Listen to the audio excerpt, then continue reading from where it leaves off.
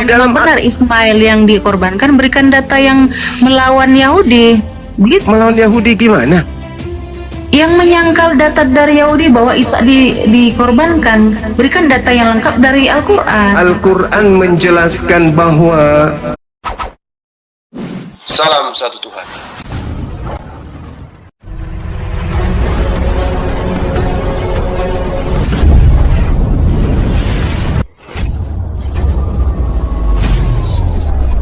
Ya, pengantar ini singkat para sahabat. dukung semua ya sahabat-sahabat kita channel Densa News Muslim.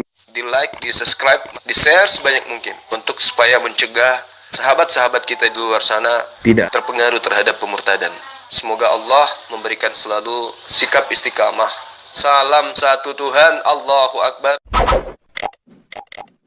Zuma, saya mau bertanya sama kamu Zuma. Iya. Al-Quran, Oh, Allah Al-Quran. menyatakan jalan yang lurus. Menurut si Zuma, siapakah jalan yang lurus itu menurut Allah? Baik. Saya akan jawab. Tenangkan diri Anda. Diawali dengan ayat waliyadzkaru alal albab. Jadi Al-Quran itu hanya diperuntukkan bagi orang-orang yang berakal. Itu dulu ya. Nah, saya akan buktikan nih. Ketika saya menjelaskan ayat Al-Quran tentang jalan lurus, kami di sini akan menjadi saksi bahwa memang hanya untuk orang berakal. Nih contoh. Bismillahirrahmanirrahim. Wa innallaha rabbi wa rabbukum fa'buduh. Hadza siratum mustaqim. Isa alaihi salam berkata, sesungguhnya Allah itu Tuhanku dan Tuhanmu. Tunjukkan Sembahlah sisanya. Allah. Al-Quran surah Maryam Iya, ayat tunjukkan ke- sisanya. ayat ke-36. Wa innallaha rabbi wa rabbakum fa'budu hadza siratum mustaqim. Nabi Isa berkata kepada kaumnya Bani Israel, sesungguhnya Allah itu Tuhanku dan Tuhanmu. Sembahlah Allah, ini adalah jalan lurus. Nah, ketika iblis datang, Zuma, kamu ketika saya tadi. iya, Al-Quran hanya untuk orang yang berakal. Di dalam ayat suci Al-Quran surah Maryam, Bagaimana Anda bertanya tentang Iya, jalan lurus melalui Al-Quranul Karim. Saya menjawab, wa innallaha rabbi wa rabbukum. Jalan lurus itu adalah jalan yang ditunjukkan oleh para nabi. Ketika Nabi Musa datang menunjukkan jalan, Allah kemudian memberikan pengajaran kepada Nabi Musa agar Bani Israel mengikuti jalan lurus itu. Begitu Allah mengutus Nabi Isa juga diberi petunjuk agar kaumnya, umatnya meniti hidupnya dalam bumi ini, dunia ini untuk datang pada Allah melalui jalan lurus itu. Maka apa nama jalan lurus itu? Menurut Isa, menyembah kepada Allah. Menyembah kepada Allah. Wa innallaha rabbi wa rabbukum. Menyembah kepada Allah, itulah jalan lurus. Menyembah kepada makhluk yang keluar dari kubur, itulah jalan jahat. Yesus ditanya oleh orang Farisi. Yesus menjawab, angkatan jahat, orang jahat ini minta satu tanda. Dan tidak akan diberikan satu tanda selain tanda anak manusia akan keluar dari kubur. Nah, menyembah manusia yang keluar dari kubur itu jalan bengklot. Jadi jalan lurus itu menurut Nabi Isa alaihi salam. Siapakah jalan yang lurus itu? Menurut Allah. Jangan kamu menyatakan menurut Allah itu jalan yang lurus. Di sini Allah menunjuk jalan yang lurus. Siapakah jalan yang lurus itu menurut Allah? Jadi kalau dikatakan lagi di ayat yang lain, dikatakan bahwa Nabi Isa alaihissalam benar-benar memberikan pengetahuan tentang hari kiamat. Karena itu janganlah kamu ragu-ragu tentang hari kiamat itu. Nah, siapa Dan ikutilah aku. Dan ikutilah aku. Nah, Inilah jalan lurus ini. Itulah jalan lurus. Jalan yang lurus itu. Jalan lurus itu adalah bahwa kedatangan Nabi Isa, tanda-tandanya membawa tanda hari kiamat, bukan tanda keluar dari kubur. Siapa jalan yang lurus itu? Jalan lurus itu Allah Subhanahu wa Ta'ala sebagai tujuan. Para nabi, para nabi menunjukkan jalan. Nabi Isa datang mengajarkan sebagai pengetahuan awal bahwa kedatangannya untuk yang kedua kali pertanda datangnya hari kiamat. Itulah jalan lurus itu. Jadi kalau ada yang mengatakan Yesus atau Nabi Isa datang kedua kalinya melalui kuburan, itu bahlul, itu jalan bengkok. Jadi Nabi Isa alaihi salam itu datang ke atas muka bumi cuma 2 kali. Yang pertama melalui rahim Maryam. Yang kedua Isa itu yang kedua lurus. Kenapa kamu malu rumah? Saya nggak malu, saya baca dalil malah. Dan sesungguhnya Isa itu benar-benar memberikan pengetahuan tentang hari kiamat. Matius 24 nomor 27, nomor 30, nomor 31. Bahwa tanda-tanda kedatangan Nabi Isa alaihi salam diikuti oleh matahari menjadi gelap, bulan tak bercahaya, bintang berjatuhan, kuasa langit berguncang. Apakah itu tanda kiamat? Tanda kiamat. Itulah jalan lurusnya. Bahwa Nabi Isa, tanda kedatangannya bukan terbongkarnya liang kubur, terlemparnya batu nisan. Lalu merangkak manusia keluar lalu berkata, "Akulah Yesus." Itu bukan jalan lurus. Itu jalan untuk orang sesat. Itu jalan untuk angkatan jahat. Mana dalilnya bahwa keluar dari kubur itu adalah jalannya orang jahat? Matius 12 nomor 38 sampai nomor 40. Jadi barang siapa yang mengikuti jalan itu adalah jalannya orang-orang yang sesat. Jalan yang lurusnya apa?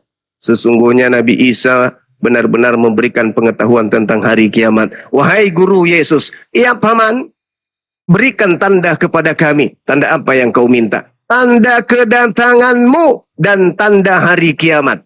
Apa kata Nabi Isa? Apa kata Yesus? Kamu akan melihat seperti kilat yang menyambar dari timur sampai barat. Demikianlah kedatangan aku sebagai anak manusia kelak di langit. Seluruh manusia akan melihatku, seluruh manusia akan meratap. Kenapa meratap? Bagaimana enggak meratap? Matahari menjadi gelap, bulan tak bercahaya, bintang-bintang berjatuhan, kuasa langit berguncang. Ia meratap lah. Meratap. Kepada siapa meratapnya? Kepada pencipta langit dan bumi. Bukan kepada Yesus. Jadi itu jalan lurusnya. Sekali lagi, ketika Anda bertanya, siapa jalan lurus itu? Allah. Sebagai tujuan jalan lurus para nabi. Para nabi mengajarkan jalan lurus, menyembah hanya kepada Allah. Nabi Musa menyembah hanya kepada Allah.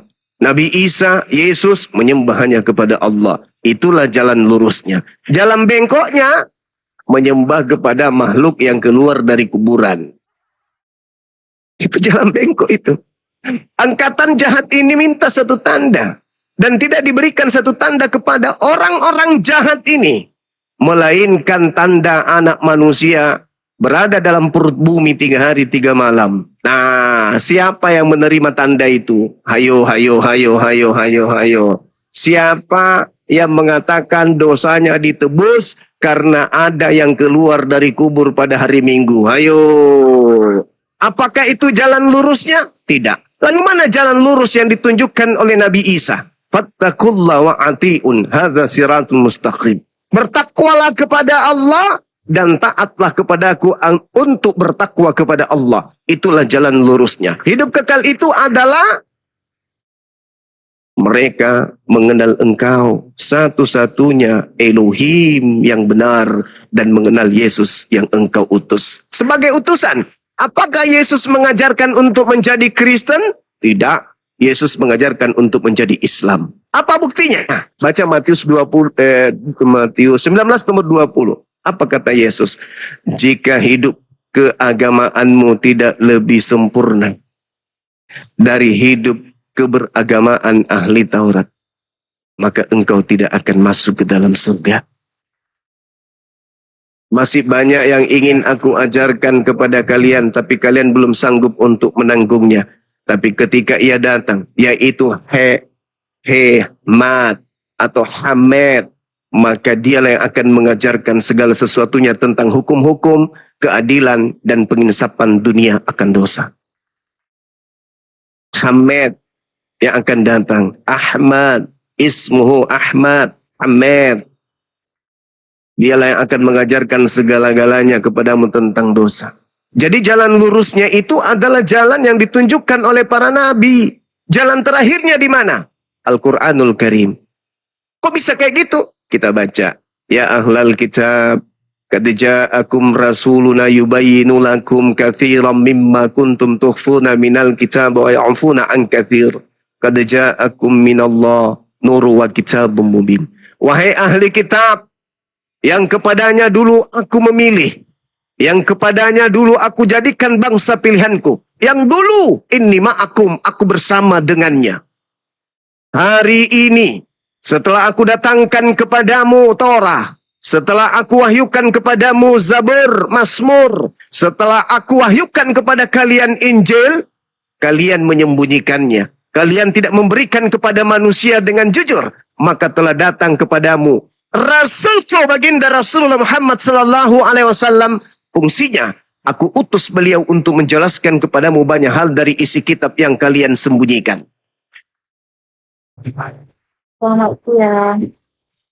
Siang.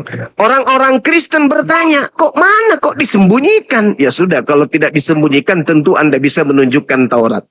Bisa? Tidak bisa. Kalau nggak disembunyikan tentu kalian bisa menampakkan kemudian Injil Yesus. Bisa? Tidak bisa. Berarti Al-Quran tidak goyah di situ. Banyak pula yang kemudian Rasulku tidak jelaskan. Tapi dibiarkan. Sungguh telah datang kepadamu cahaya dari Allah. Siapa itu? Nabi Muhammad dengan Al-Quranul Karim yang menjelaskan. Yahdi bihilla manittaba'a ridwanahu subulas salam. Oh, ternyata jalan satu-satunya, jalan lurus satu-satunya itu hanya ada pada ending risalah kenabian dan kerasulan baginda Rasulullah Muhammad sallallahu alaihi wasallam melalui Al-Qur'anul Karim. Yahdi bihilla manittaba'a ridwanahu subulas salam. Dengan Al-Quran itulah aku, Tuhanmu pencipta langit dan bumi, memberi petunjuk kepada orang yang mengikuti keridaannya kepada jalan keselamatan. Jadi jalan yang ditunjukkan oleh saudara-saudara kita Kristen agar kita menyembah kepada makhluk yang keluar dari kuburan, itu adalah jalan orang-orang jahat sesuai dengan Matius 12 nomor 38 sampai 40.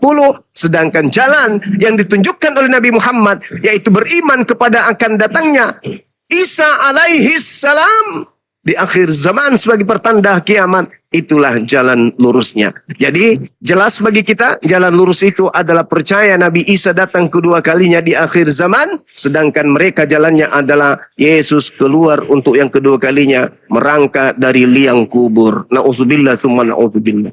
Demikian. Ya. Ya, oke. Begini ya Gurunda ya. Izin buat Silakan. bertanya Gurunda. Siap. Ya, saya ini kan masih oteng gue ya Gurunda. Nah, Iya. dan saya ini adalah mantan misionaris, tapi mantan misionaris yang sudah insaf. Ya, sama dulu Bang Suma. Ya. Dan dalam misiku sebagai mantan misionaris itu Bang Suma, untung saja belum ada seorang pun atau jiwa pun yang aku sesatkan atau aku murtadkan ya. Oke, seperti itu ya. Jadi begini Bang Suma ya, izin bertanya.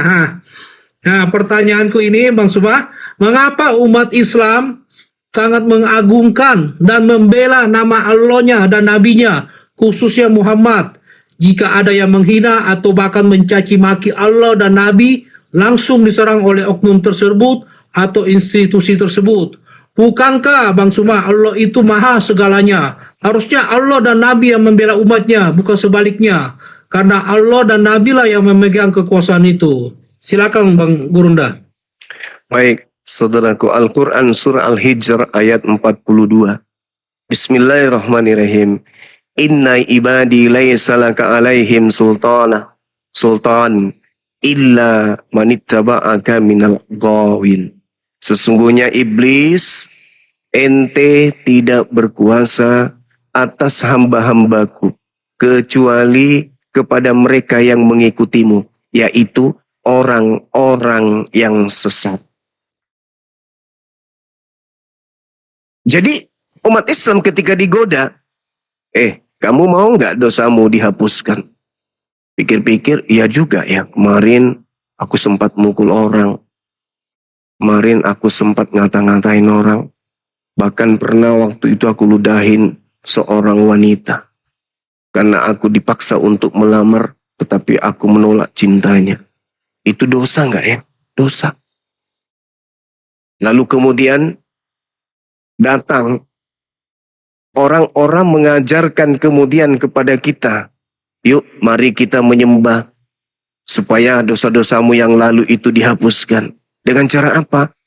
Kamu percaya kepada Yesus yang keluar dari kubur bangkit untuk menebus dosa kita karena kematiannya. Kami umat Islam, simple. Ketika kemudian kami punya dosa, tinggal mengadakan tangan ke langit. Ya Rabb, ampuni dosa-dosaku yang lalu-lalu. Aku berjanji tidak akan lagi mengulanginya. Selesai.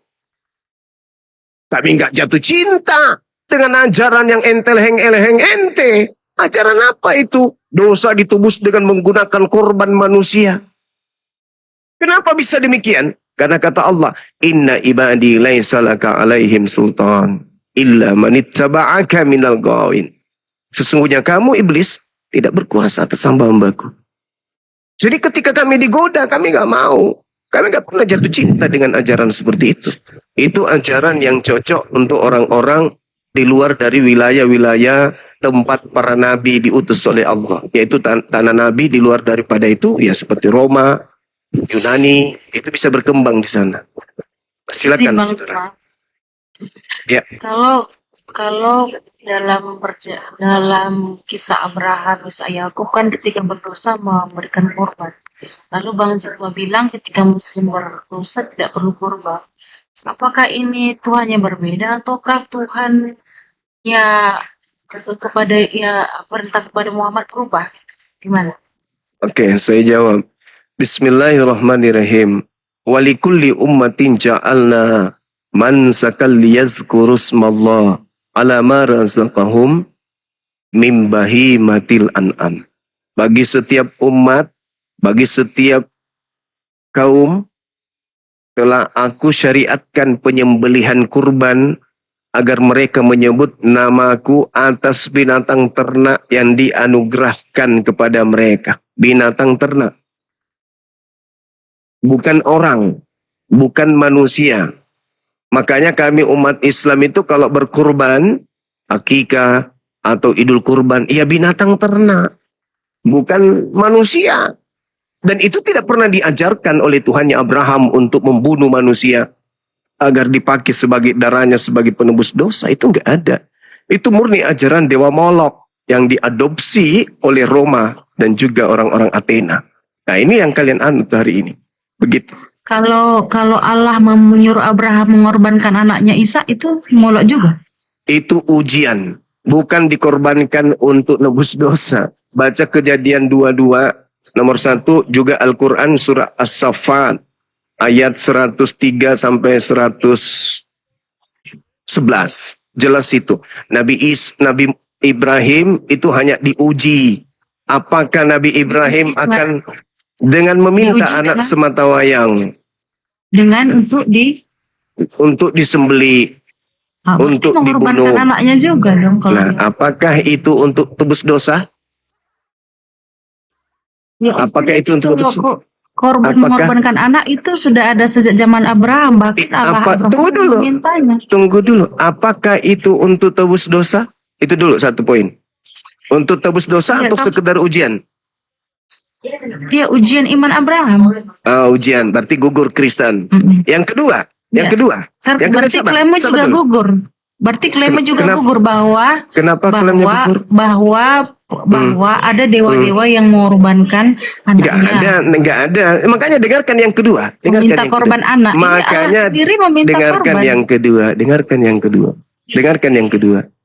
Yang kedua adalah ketika Allah meminta Nabi Ibrahim kurbankan anaknya, dan ternyata itu dia cuma diuji dan lolos uji. Makanya pencipta langsung yang menggantikan anak itu dengan binatang. Jadi yang tadinya manusia diganti binatang, Kristen berbeda. Yang tadinya binatang diganti manusia.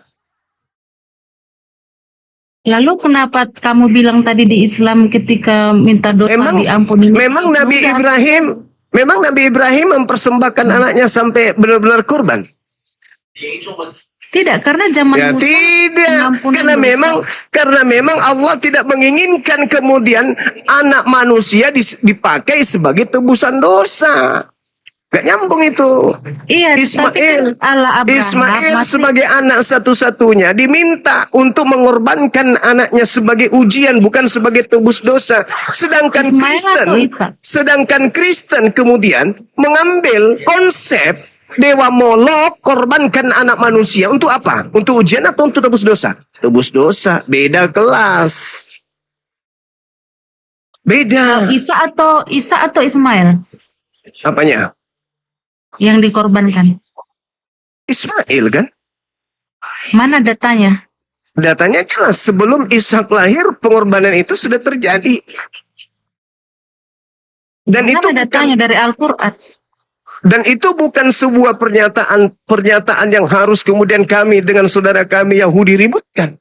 Nggak ada itu. Cuman orang Kristen yang sibuk sendiri. Yang dikorbankan kan Isa. Nah, pernah nggak kami orang Islam dengan orang Yahudi ribut tentang hal itu? Tidak. Kenapa? Karena Tuhan kami sama. Dan ketika Tuhan kami minta persembahan itu tak ada. Kemudian manusia jadi korban di sana. Yang ada adalah binatang. Makanya di dalam Imamat 1, nomor 2, orang Yahudi kalau berkorban nebus dosa pakai darah binatang. Agama Kristen nebus dosa pakai darah manusia, bahkan darah Tuhan. Kan lucu. Maka kesamaan Islam dengan Yahudi dalam hal ini, kesamaan Kristen dengan agama Molok, penyembah dewa Molok dalam hal ini. Iya, maksud saya kan kalau menurut Yahudi yang dikorbankan itu Isa. Itu bukan sesuatu yang prinsip. Kalaupun Nabi Isa yang dikorbankan, toh dia tidak jadi korban. Kalaupun Ishak kemudian yang dikorbankan, toh dia tidak jadi korban. Pada intinya ada di finalnya. Apa itu? Yang korban binatang. Ya Kristen ini yang bermasalah. Kok manusia yang dikorbankan? Mana mungkin kedua itu benar? Pasti ada satu yang Ya, palsu. pasti ada salah satunya benar. Mungkin Ismail yang benar. Sabar dulu. Mungkin Ismail yang benar. Apa korelasinya dengan imannya orang Yahudi? Mungkin Ishak yang benar. Apa korelasinya dengan iman umat Islam? Kok toh dua-duanya ini tidak ada yang menjadi korban? Anda aja yang sewot, penumpang gelap. Kapan kalian ribut? Itu kan rahasia keluarga kami. Kalian keluar. Kalian bukan bagian kami. Islam kan mengklaim itu Ismail. Ya itu klaimnya kami, tapi tidak merusak tatanan akidah mereka, bukan? Mereka tetap aja mempersembahkan binatang sama seperti kami, bukan? Beda dengan penumpang gelap Kristen ini. Kok bisa-bisanya korbannya manusia? Aneh kan? Loh, bagaimana mungkin kedua sejarah itu keduanya benar? Pasti ada satu yang palsu. Tunggu dulu. Kita dudukkan dulu buku sejarahnya, kitab sejarahnya yang mana? Mana kitab yang benar dari Nabi Musa tentang kejadian itu? Mana? Yang datang duluan Abraham atau Muhammad? Selamanya yang datang duluan itu mengalami kehancuran, kerusakan. Yang terakhir ini datang untuk memperbaiki. Ya, yang terakhir itu selamanya meluruskan yang sudah bengkok terdahulu. Yang datang belakangan itu yang sejatinya kemudian memperbaiki, menyempurnakan yang masa lampau. Itu pasti. Kalau begitu berikan datanya yang lengkap dari Al-Quran. Data lengkapnya gimana? Ketika di dalam Al-Quran, ketika dikatakan di dalam Al-Quran. Kalau memang benar Ismail yang dikorbankan, berikan data yang melawan Yahudi. Begitu. Melawan Yahudi gimana? Yang menyangkal data dari Yahudi bahwa Isa dikorbankan, berikan data yang lengkap dari Al-Quran. Al-Quran menjelaskan bahwa Nabi Ibrahim diminta mempersembahkan anaknya falamma balaga ma'ahu sa' qala ya bunayya inni ara fil manam. Wahai anakku, sesungguhnya aku bermimpi bahwa aku menyembelihmu. Pikirkan itu. Kamu rela? Dari ayat mana? Dari Al-Quran. Al-Quran surah As-Saffat ayat 102. Kata anak Ayatnya ini di situ Ismail. tidak disebutkan nama Ismail. Kata anak ini, Tidak lengkap. sabar bisa dulu, membantah, berarti. sabar dulu. Di situ Ishak belum lahir soalnya. Kejadian ini Ishak belum lahir. Kan tidak boleh asumsi, harus ada Nah, kan data yang ada ayat benar-benar valid. selanjutnya. Kan ayat Iya, selanjutnya mengatakan, lalu kami anugerahkan tentang lahirnya Ishak. Kan aneh kau ini. Ishak Yang saya itu tanya lahir itu belakangan. Ishak lahir belakangan. Yang saya tanya nama Ismail dalam Al-Quran bahwa dia yang Sekarang dikorbankan. pertanyaannya, Al-Quran itu untuk orang bahlul atau untuk orang berakal? Menurut Al-Quran. Untuk orang berakal kan? Tidak disebutkan nama Ismail. Tetapi tragedi kejadian sudah terjadi, Ishak belum lahir. Lalu kemudian dikatakan, Orang Yahudi, yang Yahudi kan jelas namanya yang dikorbankan, itu kronologinya ada yang dikorban Isa. Lalu Al-Quran tidak membantah data. saudara, gimana itu? Oke, saya bertanya sama saudara, setelah Nabi Musa meninggal dunia, siapa yang melanjutkan Taurat? Siapa yang menghafal? Yosua. Yosua, bisa kasih saya dalilnya? Ada. Dia Mana? kaki tangannya Musa. Kaki bengkak. Muridnya. Kena asam urat. Dia menghafalkan. Dia menghafalkan. Apanya dihafalkan? Torahnya. Taurat itu kan ditulis. Nah, ditulis. Siapa yang nulis? Nabi Musa. Musa, lalu disambung oleh Yosua. Setelah Yosua? Setelah Yosua itu murid-murid yang lain. Siapa? Ya, saya tidak tahu. Tapi di situ dituliskan Yosua. Sekarang pertanyaannya secara umum. Ya udah, sekarang secara kamu umum menjawab Ismail tadi loh. Apanya lagi? Apanya lagi? Mana dia tertulis data yang lengkap dari Al-Quran atau Lah, kan sumber yang lain, misalnya hadis. Al-Quran Kalau yang dikorbankan itu saya tanya sebelum maksud saya Ishak, gini Bang Juma, kalau kamu tidak bisa memberikan data yang lengkap, artinya kamu tidak berhak mengoreksi data-data yang sudah lengkap sebelum Islam. Dengarkan saya. Di dalam Al-Quran, tragedi persembahan anak kepada Allah itu belum lahir Ishak. Menurut akalmu yang cuman kecil ini, sebelum Ishak lahir, anak pertama Nabi Ibrahim siapa? Ismail dari anak nggak usah pakai jurus gereja, nggak perlu. Saya cuma tanya itu. Berarti tragedi yang terjadi di dalam Al-Quran belum Ishak lahir, berarti Nabi Ibrahim beserta dengan anaknya siapa? Ismail. Nah, itu pintar sedikit. Lalu? Udah masuk. Lalu apa hubungannya? Apa hubungannya? Kan kau minta di dalam Al-Quran kan? Sekarang saya tulis namanya Ismail gitu. Oh, Kalau begitu. cuma asumsi saya bisa. Oh, jadi harus juga bisa. Jadi harus ada namanya. Asumsi. Iya dong, supaya kamu membantah data yang lengkap dari orang-orang. Nah, sekarang menurut Islam, sebelum Ishak lahir, anak Nabi Ibrahim siapa? Sebelum Ismail. Sebelum Ishak. Ismail. Nah, Kok kalau tidak ada namanya Ismail di situ, berarti anak itu nggak lahir gitu maksudnya? Ada kalau di Alkitab ada anak yang di Al-Quran ini. Al-Quran kan bukan untuk orang lemot kayak kamu. Al-Quran itu untuk orang berakal, ku bilang. Ya artinya kamu asumsi mengarang-arang karena kan tidak ada data yang lengkap untuk membantah data yang lengkap sebelumnya. Berarti Sekarang kamu gagal untuk mengoreksi data yang lengkap, kan begitu? Kamu nggak punya data ini, nama aja nggak ada tertulis. Al-Quran ini untuk orang berakal. Jangan kau campur adukan dengan surat kepompong. Ini bahas Al-Quran dulu, Al-Quran dulu. Nanti kita buka Bible, kitabnya Yahudi itu. Sabar. Orang berakal itu dia punya data, bukan cuma asumsi atau angan-angan. Kalau begitu anak TK juga bisa ngomong, saya juga bisa ngomong. Kamu sudah punya anak? Sudah. Ada anakmu? Ada. Anak pertamamu itu namanya siapa? Iya, nggak perlu saya sebutkan. Nah, kalau kamu tidak sebutkan, boleh nggak saya mengatakan kau tidak punya anak? Hubungannya apa? Lah, hubungannya karena tidak ada nama Ismail, karena tidak ada nama Ismail, kamu membatalkan anak pertamanya Ibrahim. Itu berarti kau gila. Nggak ada hubungannya, korelasinya aku rasa. Ya. Lalu hubungannya dengan kamu Oh, jadi bilang, anak karena tidak ada nama Nabi Ismail tertulis di situ, maka anak itu tidak ada gitu. ada anaknya, tapi kan kita topiknya bahwa yang dikorbankan ini yang dari Muslim kan. Di Al-Quran dijelaskan bahwa prosesi penyerahan anaknya ini terjadi sebelum Isa lahir. Nah, sebelum Isa lahir, meskipun tidak ada namanya Ismail. Mana ayatnya bilang begitu? Mana Ya ayatnya Allah, ya Karim. Mana ayatnya sebelum Ismail lahir ada prosesi Isa Oke, lahir? saya bacakan samamu. Ketika terjadi dalam Al-Quran surah As-Saffat. Tapi ini kan Anda Kristen ya? Anda Kristen kan? Ya tentu.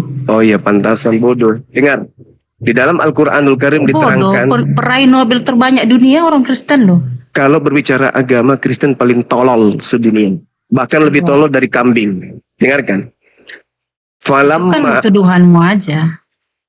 Saya buktikan. Yang keluar dari rahim Maria apa? Tuhan atau manusia? Udah jawab aja dulu.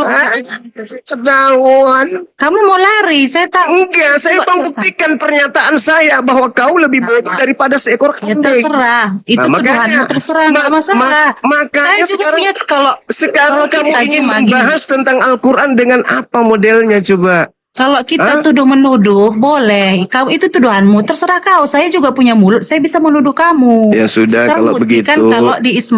Kalau di Al-Quran itu ada nama Ismail. Tunjukkan Oke, Ismail baik. itu dikorbankan Baik. sebelum Isa lahir. Baik. Nanti ngarang. Baik. Oke. Jadi nama Ismail itu tidak diterangkan pada saat prosesi Tidak terangkan. Ya udah clear lah. Nah, Ishak belum ada juga di situ. Menurut akalmu itu kira-kira siapa? Ya, tunjukkan aja. Dan kamu coba berikan kronologi yang runut. Enggak, saya Bahwa tanya dulu. Si Saya tanya Abraham dulu. ini Saudari, mengajak Ismail, lalu diajak ke dengarkan Mesir. saya. Begitu. Dengarkan saya. Ishak belum lahir. Terjadi proses persembahan. Menurut akalmu kira-kira siapa? Mana kisah itu supaya saya baca ayatnya di mana di Al-Quran. Al-Quran surah As-Saffat ayat 102 Mana saya terjadi. baca? Silakan Coba kamu bacakan. baca. Coba Kau lah kamu yang aja baca. Ketika Ya, anak kita buktikan itu, kau nggak ngarang kan gitu. ketika Mana anak surat Al-Asab berapa? ya silakan Anda baca nomor ayat 102. Silakan. Nanti saya buktikan ya bahwa yang dipersembahkan itu adalah siapa? Ismail ya di dalam kitabnya orang Yahudi ya. Boleh ya? Iya silakan kalau Dan kamu saya bisa. Dan saya akan bertanya apa hubungannya pengorbanan anak tunggal Abraham ini dengan Kristen. Boleh ya? Iya nggak ada, kita ngomong Israel. Kenapa kamu takut bahwa agamamu? Kenapa? Nggak takut karena gini kalau yang dilempar Karena di dalam Kristen yang korban adalah Tuhannya, kan gitu. Ismail berarti tidak mungkin keduanya benar, harus ada yang palsu. Terus kalau misalnya Yahudi yang benar, hubungannya Kristen apa? Ya artinya kita mau, ya maaf cakap gagal sejarah begitu. Iya nggak apa-apa. Terus hubungannya dengan Kristen apa? Ya artinya kan kalau kita Enggak, gagal hubungannya sejarah, dengan kita Kristen bisa apa? percaya. Hubungannya dengan Kristen apa? Ya nggak ada. Nggak ada. Berarti saya habiskan waktu hanya percuma dong. Saya mau Iya. berbicara dengan Iya, orang kan Kristen, begini, bukan berbicara saya dengan dipercaya. Yahudi. Saya mau Saya berbicara dipercaya. dengan orang Kristen. Nah, saya bertanya nih sama saudara nih. Gini, Anda kan bro, Kristen. masalahnya. Anda kan Kristen. Anda kan Kristen. Nggak usah bawa agama Yahudi. Anda kan Kristen. Kenapa kalau Kristen cuma gimana, Nah, pertanyaan saya, sebagai Kristen, kita bahas Kristen dengan Islam, jangan bawa Yahudi kan gitu, kawan. Nah, Islam diajarkan. Gimana? Sabar dulu, sabar. Cuma Pelan-pelan. goblok. Pelan-pelan. Kalau itu goblok Pelan-pelan. kau. Pelan-pelan, saudaraku. Diam. Pelan-pelan. Jangan emosi. Jangan emosi. Jangan diturunkan, host. Biarin Kau aja. beriman kepada Abraham nggak? Kau beriman kepada Abraham? Oh jelas, beliau nabi yang diutus oleh Allah ke atas Iya, muka bumi. saya juga beriman kepada Nggak ada hubungannya, nggak ada hubungannya. Ini Host, sedang jangan diturunin membahas host. itu. Jangan diturunin host. Kita tonton Kita sedang- sampai seru ini. Kita sedang berbicara mengenai Islam Kristen, bukan Yahudi. Jangan dibawa Yahudi. Nanti kau diludahi sama Yahudi. kita bicara tentang sejarah yang dikorbankan. Tidak siapa? perlu, tidak perlu, Karena tidak kamu- perlu, tidak perlu. tidak perlu. Tidak Karena perlu Islam karena beriman tidak ada kepada yang Abraham. dikorbankan. Tidak Saya ada yang juga dikorbankan. beriman kepada Abraham. Tidak ada yang Kita dikorbankan. Gini, Tidak ada yang cuma dikorbankan. logikanya. Baik Ismail atau Ishak itu nggak ada. Yang kurban binatang kan gitu. Nah, kita ambil jalan tengahnya nih. Nabi Tidak ada jalan tengah. Kalau sejarah tidak ada jalan tengah, ada jalan tengah. Sejarah Jadi- itu tetaplah sejarah dan kebenaran. Jalan tengahnya ada, jalan. tengah. Aduh ya Allah ya Karim. Jalan Mana tengahnya. tadi saya buka. Mana Jalan sekali tengahnya saya buka? adalah orang Yahudi mempersembahkan manusia anak tunggal, Islam anak tunggal, Kristen anak tunggal. Ada terjadi koslet di situ antara Islam dan Yahudi. Islam mengatakan Ismail, Yahudi mengatakan Ishak. Tapi bukan itu Iya. yang menjadi Harus. permasalahan akidah. Harus. Kamu yang Tidak mengharuskan. mungkin sejak- Yang lebih penting, Pernah. Gini. Kenapa ini lebih penting? Karena ini berbicara mengenai keselamatan. Oke? Nah, sekarang Gini, kalau dengar dulu Kalau sejarahnya dulu sudah- dengar saya dulu, dengar dulu, Ya, ya. dengar. Yang Nah, dipersembah, itu tadi best dengar friend dulu, saya. dengar Kamu dulu, ngomong. dengar dulu, Sama dengar, ayat tadi, dengar best dulu friend. kawanku, Best dengar, friend, saya dengar. cari ayatnya, Kawanku, dengarlah dulu, dengar dulu ya, dengar. Dengarlah kawanku, dengar dulu. Jadi Ayat Yahudi. yang tadi di mana? Aku ambil Mama, kalian selesai. kenapanya orang ini? Jadi orang Yahudi dan orang Islam itu sama-sama mengetahui bahwa yang disembelih pada saat itu adalah binatang. Oke? Maka pola kehidupan orang Yahudi sampai hari ini ketika mereka berkorban binatang. Islam korban binatang. Yang muncul satu Belum agak korban binatang yang lain. kan, Mak? Bukan Dengar, manusia. yang aneh ini adalah Yesus Kristen. Ini Yesus di dalam Jangan Kristen. anti Yesus. Oh nggak bisa. Ini yang lebih penting nih. Kalau orang Yahudi menebus dosa pakai binatang, orang Islam mendamaikan dirinya untuk dekat kepada Allah pakai binatang. Siapa yang mengajarkan Kristen menebus dosa itu kudu pakai manusia disembelih? Jawab. Kamu jangan lari. Itu tadi bicara Ismail. EGP dengan Loh, itu semua. Itu Mana hanya tadi permainan ayatnya? lu, Saya permainan cari. lu bukan orang Surah bodoh, berapa lu tadi? orang pintar. Saya tanya Surah sama berapa? lu, siapa yang mengajarkan Kristen tebus surah dosa berapa tadi? pakai manusia? Biar saya Titik. buka ini. Saya udah Kalau buka kamu data. tidak sanggup, Mana? silakan Surahnya turun. mana? Kalau nggak sanggup, Kamu yang silakan nggak dibawa. sanggup. Mana surahnya biar saya baca. Enggak tadi. ada Surah apa tadi? urusan. Aku sudah Loh, menjawab. kamu Aku takut. sudah Nggak ada menguraikan. ayatnya di Anggaplah situ. saya takut. Anggaplah saya takut. Oh. Saya bertanya. Ya udah surah apa? Surah apa tadi? Surah apa? Kristen Surah- menebus dosa pakai darah manusia itu ajaran dari mana? Jawab. Mana? Ini saya buka laptop. Surah apa coba? Jawab. Gak penting itu. Jawab. Dari mana Kristen dapat ilmu nebus dosa pakai darah manusia? Silakan. Nih, surah apa tadi? Supaya kita baca. Tidak urus. Tidak Loh, urus. Berarti kamu bohong. Ini Iya nggak tadi. apa-apa, terserah lu, terserah lu. Ketahuan kan? Iya nggak apa-apa, nggak apa-apa, nggak Yang apa-apa. Kristen rekam. Iya nggak apa-apa. Tunjukkan.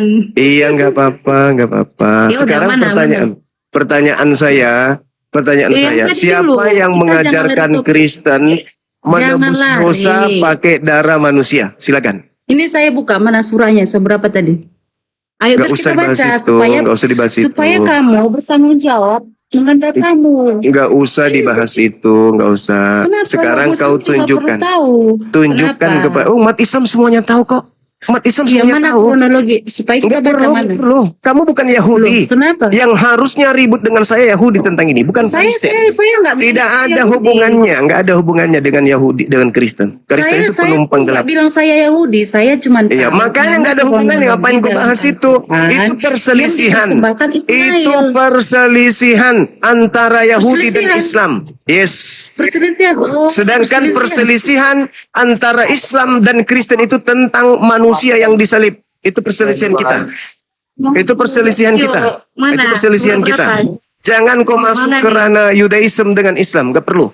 Sekarang kau tunjukkan Loh. kepada saya, siapa Tidak yang mungkin mengajarkan sejarahnya Kristen? kedua Siapa benar, yang mengajarkan Mas. Kristen? Dengar, siapa yang mengajarkan Kristen mempersembahkan manusia Ini untuk nebus surah dosa? mana? Surah mana Nggak tadi? bisa, nggak bisa. Surah mana? Gimana teman-teman? Nipu kau kan? Saya minta Nipu. yang dibawa umat Islam yang dibawa apa perlu saya jabarkan tentang Quran surah As-Saffat atau gimana? Ya, mana ayatnya? Kalau yang Saya minta dipersembahkan dulu, Ismail, saya minta dulu kepada kronologi sahabat-sahabat yang muslimku, runut. apakah penting saya terangkan kepada manusia bahlul ini? Kalau penting saya jelasin, mumpung dia buka kamera. Nah, itu coba lihat di bawah tuh. Coba lihat, apa yang mereka ketik? Coba lihat, apa yang mereka ketik di bawah tuh? Pojok, bisa nunjukkan data. Nih saya kasih Mana kamu ya. datanya? Ini saya Al-Quran surah, dengar. Al-Quran surah As-Saffat ayat 102, tragedi persembahan anak Ibrahim. Safat, sebentar. Oke. Safat. Lalu kemudian Sebentar. kelahiran, dengar dulu. Sambil saya baca, saya ketik. Lalu Safat. kelahiran Nabi Ishak itu ada di ayat 112. Dah selesai. Sekarang saya udah kasih kamu. Sekarang tugas Mana kamu. nama Ismail di situ? Saya nggak temukan ada nama. Bahlul memang kan. Bahlul. Saya minta maaf, saya harus membuangnya ya. Saya mengambil tadi saya minta dia untuk saya yang buangnya. Mohon maaf ya. Ya, Saya nggak nggak apa-apa. layak untuk kemudian. Nggak apa-apa. Minta maaf. Teman-teman minta maaf ya. Saya harus membuangnya. Maaf. Lanjut. Dia Yang lain. cari nama, dia cari nama. Dia cari nama. Dia cari nama. Al-Quran itu memang hanya untuk orang berakal. Jadi tragedi persembahan Nabi Ibrahim anaknya sesuai dengan mimpinya kepada Allah itu tertulis di As-Saffat ayat 102. Kemudian Ishak nanti lahir di ayat 112. Selesai itu, selesai. Dan kami nggak pernah ribut dengan saudara kami Yudaism. Nggak pernah ribut. Nah ini yang ribut ini Kristen. Menebus dosa pakai darah manusia itu ajaran siapa? Jawab. Silakan. Ayo.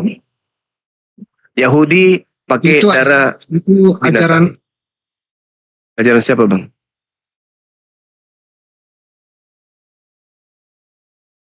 Jadi Al-Quran itu hanya untuk orang berakal ya. Jadi kalau Anda cari nama Ismail karena Anda tidak berakal dan Anda ingin ada nama Ismail di situ ya nggak bisa. Memang tidak diperuntukkan Al-Quran itu untuk kalian. Maaf ya, maaf. Al-Quran hanya untuk orang yang berakal. Kepada kalian enggak. Ayo, mari saudara Kristen, tunjukkan kepada kami di mana dalilnya bahwasanya orang-orang Yahudi atau Tuhannya Yahudi itu mempersembahkan darah manusia untuk nembus dosa itu tertulis di kitab mana milik Yahudi. Silakan. Kalau tidak ada, berarti kalian menggenapi nubuatan 2 Petrus 2 nomor 1 bahwa di tengah-tengah Bani Israel ada pembinasa keji yang memasukkan pengajaran-pengajaran sesat yang membinasakan ke dalam ajaran Yahudi. Silakan. Sulistio, monitor Sulistio. Pertanyaan udah disampaikan, udah diutarkan, silakan Anda jawab, jangan pura-pura jeda loh. Ayo, Sulistio. Dia lama-lama kabur, Ustaz. Lihatin aja kabur lama-lama. Biar nggak kelihatan. Sulistio monitor, jangan kau pura-pura. Tuh, bener kan? Sulistio, sebentar Pak Sam, Paman Sam. Ya, teman Anda pun naik, minta naik, dan sekarang kami sudah memberikan mempersilahkan untuk menjawab. Silakan, Sulistio. Jangan pura-pura. Saya minta maaf tadi saya buang ya, karena berkali-kali dijawab dan kami kami yang pinter ini cukup bisa menangkap. Ya, kalau saya punya anak baru pertama, maka ketika anak saya waktu itu saya timang-timang, orang nggak perlu nanya, karena anak pertama saya gitu kan. Siapa? Oh, si Lutfiana, gampang. Pertama saya yang saya timang-timang itu, saya waktu itu saya bawa ke Taman Mini gitu kan, anak saya pertama udah cukup. Ya. Iya. Kita udah Itulah tahu. yang saya tangkap, tapi Ya. lanjut. Biasalah orang Kristen, dimaklumi aja. Orang Kristen kan memang nggak bisa bahasa yang sudah termaterai, hanya untuk orang berakal. Sedangkan mereka kitabnya direvisi, dikoreksi pakai bahasa Indonesia pun mereka nggak paham-paham kok. Apalagi bahasa Quran. Al-Quran itu kan kalimat Allah, kalimat pencipta langit dan bumi. Yang kudu wajib lebih isinya ilmu daripada ilmu pengetahuan manusia. Derajat Al-Quran harus lebih tinggi pengetahuannya daripada manusia. Jadi manusia ini diajarkan, dituntut dan diharuskan untuk berfikir agar sampai kepada ilmu Quran. Bukan Al-Quran yang harus tunduk kepada akal manusia. Berbeda dengan kitab mereka, ketika mereka sulit untuk memahami kitabnya, mereka rubah kitab itu agar mereka bisa paham. Gimana caranya supaya ini kita paham? Bikin lagi, terjemahkan lagi, koreksi lagi, revisi lagi. Kalau Al-Quran nggak bisa.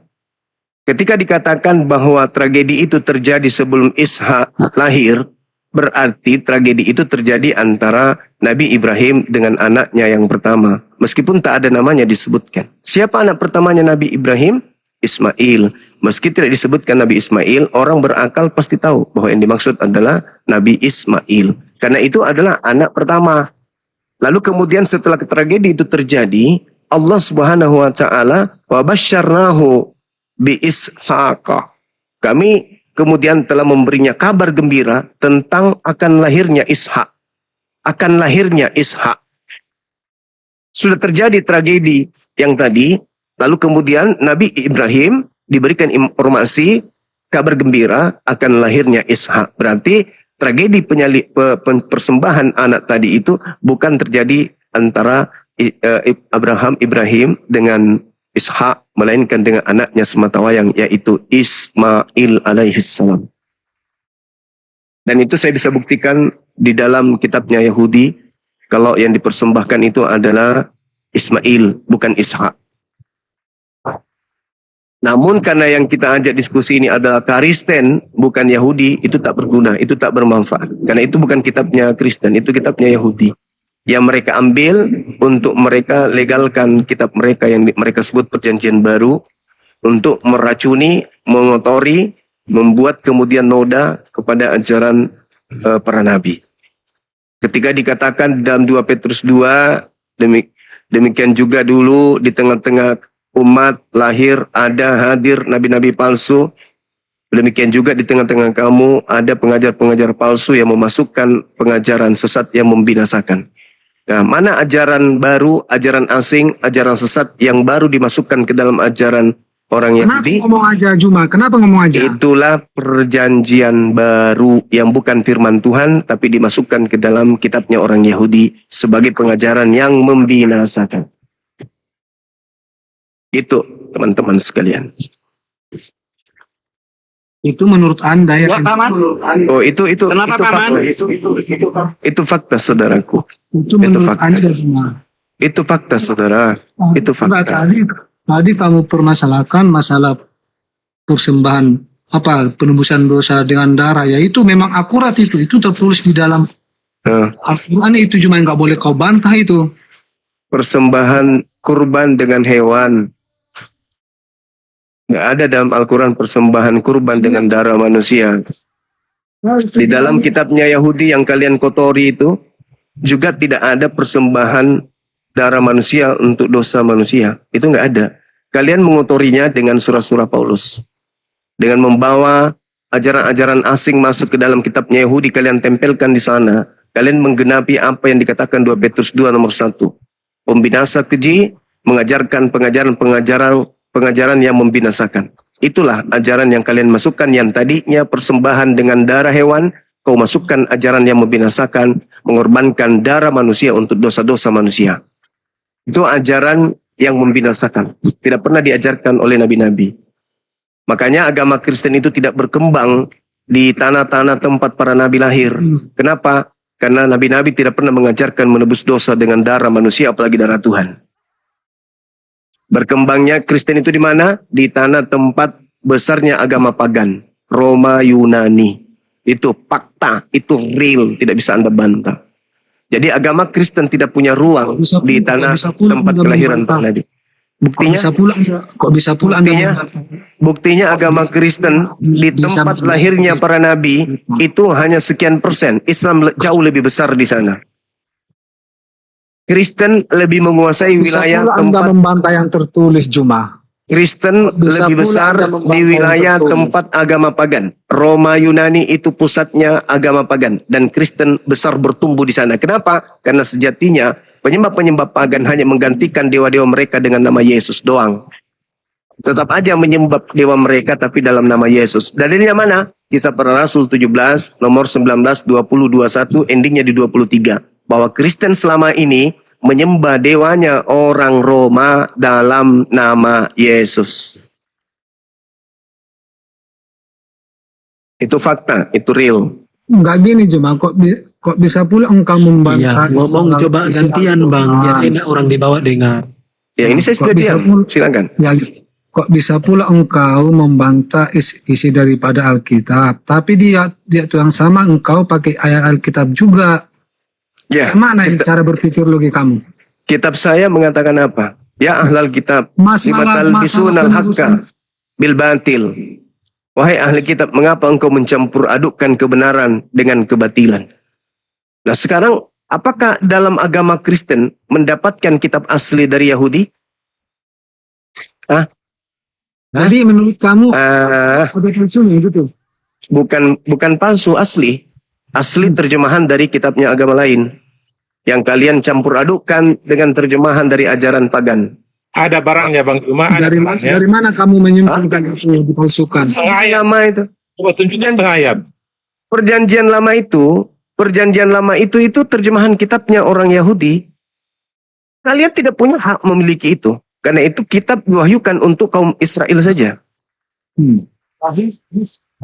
Akan tetapi kalian yang menggenapi nubuatan untuk membinasakan manusia. Apa itu? Kalian memasukkan pengajaran-pengajaran sesat ke dalam kitabnya orang Yahudi. Masa kisah tentang Israel keluar dari Mesir wahyu? Enggak, itu histori narasi. Kisah rohani. Lanjut. Bukan itu masalahnya. Nabi-nabi di tengah-tengah kaum Bani Israel itu menerima penglihatan. Mereka menerima penglihatan. Mereka memiliki mimpi. Mimpi ini adalah ilham. Mimpi ini adalah wahyu. Di mana isi daripada pewahyuan itu cakupannya hanya untuk kaumnya Bani Israel doang. Tidak ada untuk orang Kristen, nggak ada untuk orang Roma, nggak ada untuk orang Athena, orang Belanda, apalagi orang Indonesia. Itu nggak ada. Kalian aja yang merasa. Kenapa kalian merasa? Karena akal sudah dikebiri lebih dulu. Akal kalian itu dimatikan. Sehingga apa yang berasal dari orang tua kalian, kalian peluk begitu saja tanpa Anda telah menggunakan akal sehat. Contoh. Tapi gini loh. Tunggu. Sedikit pernyataan saya yang terakhir. Contoh. Tidak ada ditemukan di dalam kitabnya orang Yahudi bahwa kitab-kitab mereka itu diperuntukkan untuk orang Roma dan orang Yunani. Nggak ada. Yang tampil di tengah-tengah mereka adalah Paulus. Paulus ini yang membuat surat untuk orang-orang ini. Lalu kemudian mereka orang-orang Kristen, bapak-bapak gereja mengambil terjemahan kitabnya Yahudi, menempelkan dengan terjemahan kitab mereka, sehingga mereka menyebut kitabnya Yahudi sebagai perjanjian lama. Lalu kemudian kitab mereka katakan perjanjian baru. Apa tujuannya itu? Apa tujuannya? Lima talbisunal haqqa bil batil. Kalian mencampur adukkan antara hak firman Tuhan dengan karangan manusia. Itu yang dikatakan oleh Al-Qur'anul Karim. Itu fakta, itu real. Sekarang saya tanya sama Iya, saudara. perjanjian lama tidak semua wahyu, bro. Saya Banyak tanya kepada saudara. Apakah ada perintah kepada Nabi Musa agar aturan Tuhan yang datang kepadanya disebarkan kepada di luar Yahudi? Itu dulu. Ada? Ada nggak? Enggak, saya bertanya, apakah ada perintah yang diterima Nabi Musa agar Nabi Musa menyampaikan firman Elohim yang datang kepadanya itu kepada bangsa asing, Roma Yunani? Ada nggak? Iya, khusus untuk Israel ada rupanya. Ada. Surah berapa? Ayat berapa? Ayo kita baca. Ulangan 33. Baca satu perikop. Yang Dari 3 nomor ayat satunya. berapa? Baca aja. Ulangan 33. Mulai dari nomor satunya Anda baca dan ulangan 5. Ayo. Inilah Ya, berkat nanti saya yang baca. diberikan Musa hamba Allah itu kepada orang-orang Israel sebelum ia mati. Berkatalah ia, Tuhan datang dari Sinai, terbit kepada mereka dari Seir. Ia tampak bersinar dari pegunungan Paran dan datang dari tengah-tengah puluhan ribu orang kudus. Di sebelah kanannya tampak kepada mereka api yang menyala. Sungguh ia mengasihi umatnya. Semua orang yang kudus dalam tangan mula. Mereka laki-laki mula kepada kamulah. Kemudian mereka duduk. Menangkap suatu dari firmanmu. Musa telah memerintahkan hukum Taurat kepada kita, yaitu milik bagi jemaat Yakub. Milik siapa? Milik siapa, Bang? Dari Musa untuk orang Yahudi mana? Musa telah memerintahkan hukum Taurat kepada kita. Mana? Coba lihat, inilah berkat yang diberikan Musa. Ini kan berkat, apa hubungannya dengan ini? Nomor 4 kau baca. Matamu bisa berfungsi. Ya. Musa telah memerintahkan hukum Taurat kepada kita. Kita loh. Kita siapa? Israel. Kristen enggak? Loh, Kristen kan ada setelah Yesus ke surga. Belum ada Kristen setelah Kristen. Kau bilang, jangan kau lupa ingatan kawan. Tadi kau mengatakan, mana perintahnya dalam kontor itu untuk mania kemana perintah? Aku tunjukkan sekarang apa lidahmu. Melilit kemana lidahmu sekarang? Iya, bukan. Ini kau kan belikan khusus untuk apa? Khusus untuk... Loh, ini Musa telah memerintahkan hukum Taurat kepada kita. Kita siapa? Jemaat Yakub. Masih mau ini tentang berkat. Ini terkait berkat Musa ini loh, bro. Putar aja terus. Kenapa bisa demikian? Akal sudah dikebiri. Akalmu itu sudah dikunyah habis sama Paulus. Nih. Tentang Zebulon. Coba. Tentang Gad. Suku-suku. Saya bacakan lagi. Di dalam ulangan 5. Tentang Dan. Ini. Dengar. Naftali. Ulangan 5. Ini pemberitaan tentang Musa memanggil seluruh orang Israel berkumpul. Dan berkata kepada mereka. Mereka siapa? Mereka siapa? Keturunan Israel. Israel. Ada Roma Yunani? Roma itu kan penjajah di apa Israel? Enggak, saya tanya, ada Roma Yunani dipanggil oleh Musa? Apa hubungannya dengan Roma? Karena Kristen bertumbuh di Roma Yunani. Bukan, salah aja, salah. Saya ulang lagi.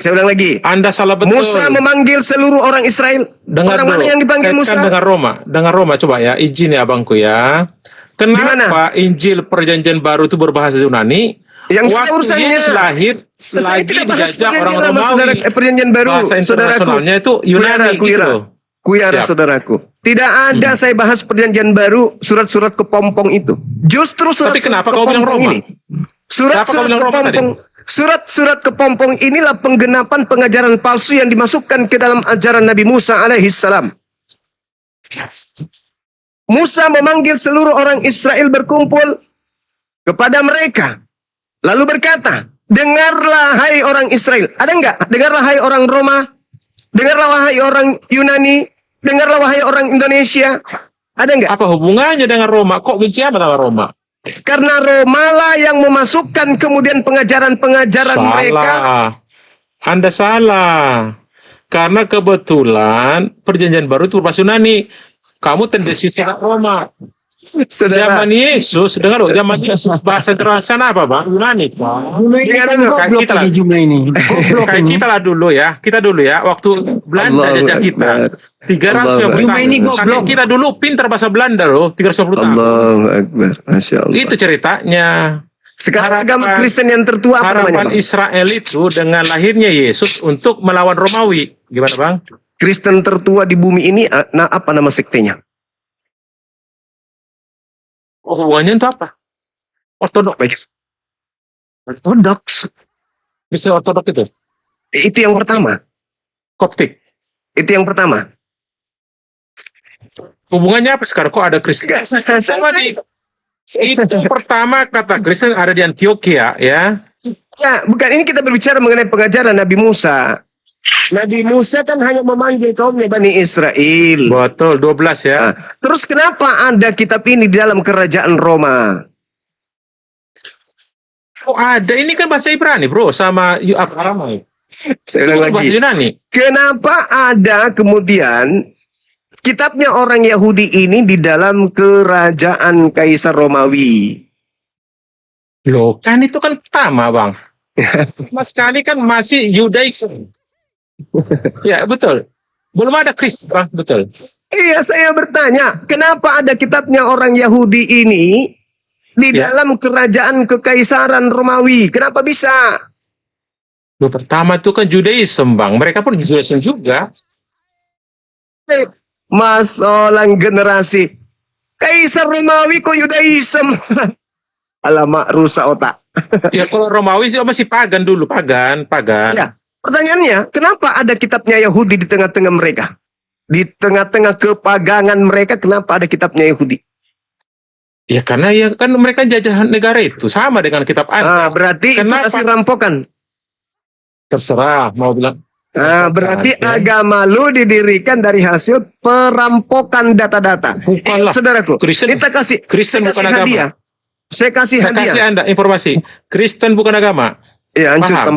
tambah hancur berarti. Tidak Ih, masuk hancur. kategori. Memang Tidak- nggak ada. Tidak masuk Itu aja. kategori penghuni Yesus surga. datang ke dunia bukan bawa agama, ya. Kalau Kristen bukan agama, maka Iya. Kristen tidak layak masuk surga.